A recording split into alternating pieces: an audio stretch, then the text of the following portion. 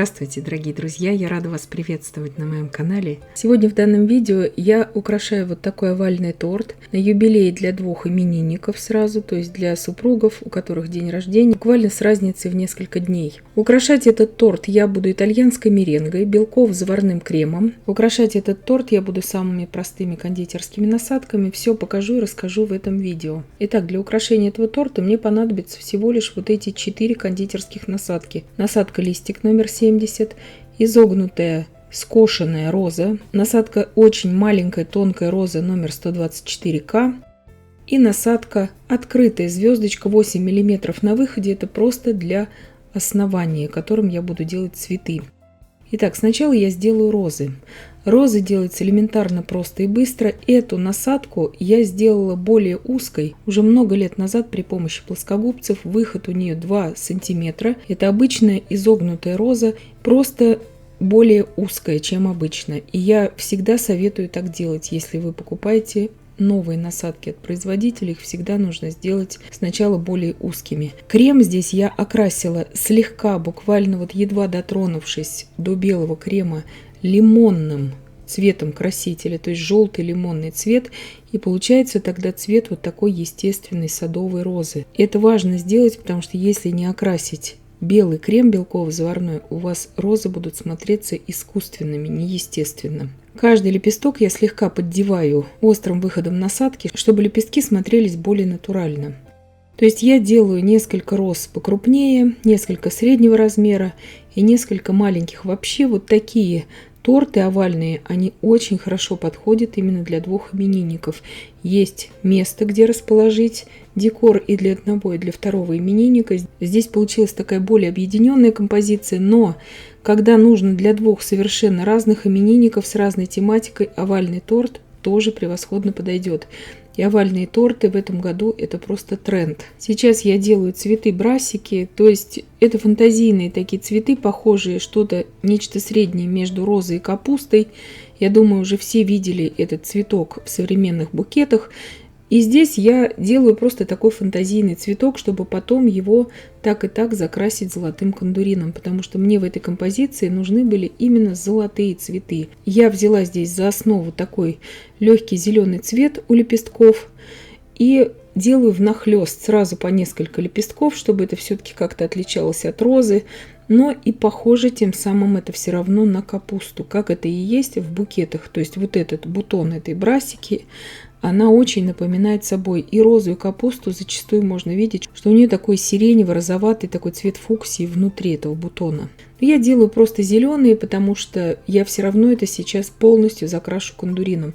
То есть внахлёст делаю несколько лепестков, серединку делаю как у закрытой розы. И насадка 124К здесь превосходно для этого подходит, так же как мы когда ранункулюсы делаем, она тоже превосходно подходит, чтобы делать вот эти именно тоненькие такие лепесточки, для того, чтобы их делать или наматывать друг на друга, или внахлёст, вот как вот здесь. Таким образом я делаю сейчас 5 бутонов. Я сейчас их обильно покрою сверху сухим кондурином.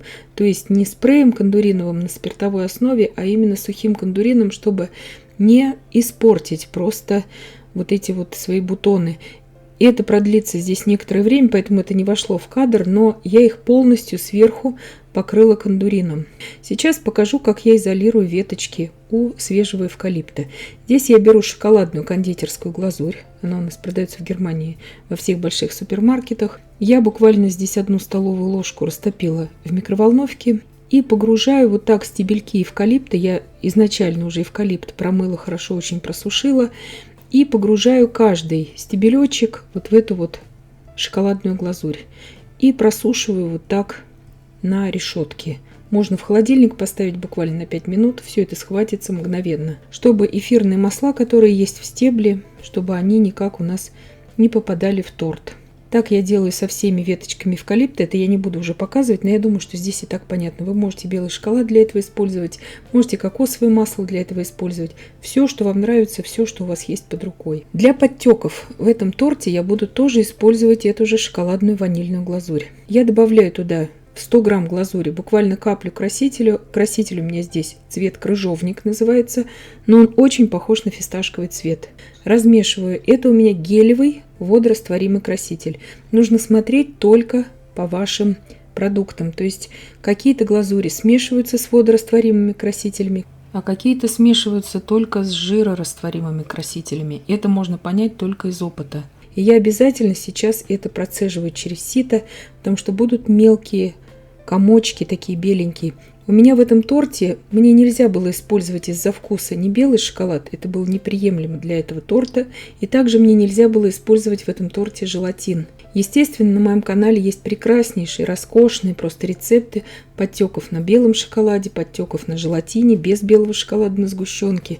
Все это есть, и обычно я делаю, конечно же, подтеки на белом шоколаде, вот в таких случаях. Но в этом случае мне нельзя было использовать ни то, ни другое, и я вышла из положения и решила все-таки делать из кондитерской шоколадной глазури. Возможно, кому-то это пригодится, мой опыт. Можете здесь наглядно убедиться, что кондитерская шоколадная глазурь прекрасно ложится на белково-заварной крем. Она прекрасно стекает подтеками на белковом креме, застывает очень быстро. Кондитерский мешок с любой глазурью, с любым шоколадом обязательно завязываем, чтобы потом у нас ничего не вылилось на торт. Итак, сам торт я покрыла уже белково-заварным кремом. Донышко у торта, его линию соприкосновения с подложкой я сейчас просыпала уже кондитерским сахаром. Удаляю сейчас весь сахар. Здесь у меня золотого цвета сахар, немножко камера передает неправильно этот цвет, но цвет золотой. Удаляю вот эти излишки с подложки, чтобы они мне не мешали потом в работе. Потом я добавлю уже туда немножко еще бусин кондитерских сахарных белого цвета, но это чуть позже я сделаю. И сейчас я аккуратно наношу подтеки на торт. Идеально я не делала здесь выравнивание. Драгоценнейшее время свое всегда нужно немножко беречь, если есть возможность закрыть все это цветами. Потому что выравнивание белково-заварным кремом, итальянской меренгой, которой покрыт этот торт, это один из самых сложных видов выравнивания вообще в кондитерском деле. Потому что белковый крем выравнивается при помощи кипяченой воды. И кто выравнивал белковым кремом, знает, что это делается не совсем просто. Итак, подтеки делаем классическим образом. Один подтек более длинный, другой более короткий. Нажимаем на кондитерский мешок более сильно, получается длинный подтек. Можете считать, допустим, на счет 2 делаем маленький подтек, на счет 4 делаем большой подтек. Вот так выглядит шоколадная кондитерская глазурь без всяких примесей, просто нанесенная на торт. Когда есть вот такие ситуации, когда неприемлем ни белый шоколад, ни желатин, можно делать с такой глазурью. Итак, здесь посередине я оставляю небольшое пространство. Это я делаю намеренно, чтобы вот акцент немножко сконцентрировать внимание смотрящих потом на этот торт именно на цифру и на надпись, что будет здесь написано. Итак, ставлю надпись. Я отлила из изомальта такое облачко. На него я приклеила сахарную картинку, на которой распечатаны вот эти две цифры. До конца я намеренно не опускаю это в торт, вот так вот, чтобы было видно именно сами цифры, потому что если их опустить ниже, уже цифры будут смотреться не так вот ярко на торте. Сейчас выставляю все цветы. Выставляю сначала розы. То есть у меня с одной стороны будет одна композиция из цветов, с другой немножко она будет отличаться, то есть несимметрично они будут, естественно. Выставляю и фантазийную свою вот эту брасику, покрытую золотым кондурином, вот эту фантазийную капусту, скажем так, и выставляю все розы. Крем, который у меня оставался от роз, обязательно оставляем всегда в кондитерском мешке, и потом я сейчас сделаю такие небольшие как бы бутоны на торте. Бутоны обязательно нужны, они закрывают пустоты очень хорошо. И главное, чтобы крем у вас сильно не разжижился и не вспенился в этом мешке, поэтому работать здесь нужно, конечно же, скажем так, не очень быстро, но достаточно быстро, чтобы крем еще у нас хорошо отсаживался и не превратился в какую-то вот такую непонятную субстанцию. Итак, делаю бутоны, где считаю нужным. Из насадки листика я сейчас сделаю листья. Насадка листика у меня номер 70. Я вам ее показала в начале видео. Совершенно обычная насадка листик. 1 сантиметр она у меня на выходе. Крем окрашен этим же красителем, который называется крыжовник. Этот цвет очень напоминает фисташку. Вот так выглядит сзади торт. И сейчас я вставлю все веточки эвкалипта в торт, которые я подготовила заранее.